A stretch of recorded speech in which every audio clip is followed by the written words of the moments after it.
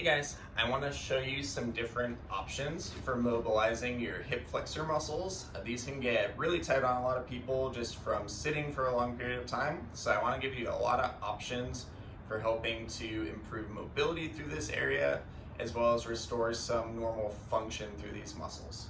So the very first one we're going to start with, we're going to be using just a lacrosse ball. So this is probably the best one to start with if you've never worked on this area before, because it's usually very sensitive.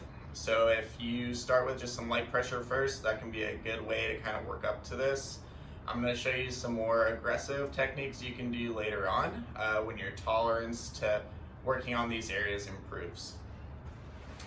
So for this very first one, we're going to take the lacrosse ball here, and we're going for your iliopsoas or your psoas muscle here where it starts, and it's going to be at the back part of the spine here. So we're gonna be going a couple inches over to the belly button here.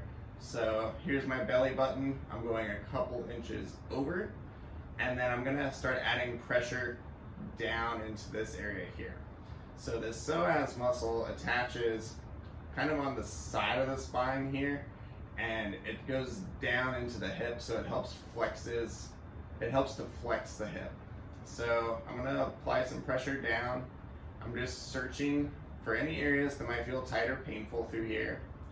And then once I find an area that feels painful, I can start to bring the knee out to the side like this. So that's going to help capture a little bit more of that muscle.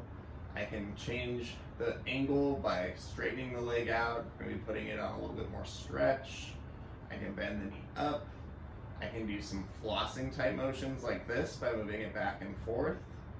I can also incorporate some deep breathing, so I can take a big breath in, hold my breath, think about tensing the muscles around this area where you're feeling that pressure.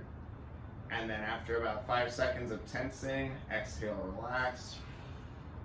Try to see if you can sink that ball a little bit deeper into these tissues around through here. So that's the first option you can do. The second option is going to be adding a little bit of weight to this.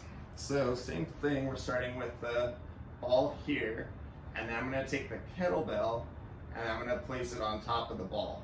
So I have the kettlebell here, and then the ball is going to go underneath. So I can kind of rest the kettlebell on the stomach for a second, place the ball underneath, and then I'm going to roll the kettlebell onto the ball.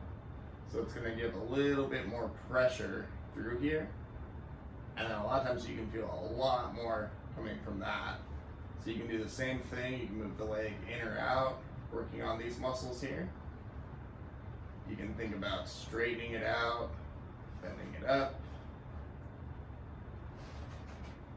And you can kind of play around with the pressure too, see if there's any other areas that feel tight or painful.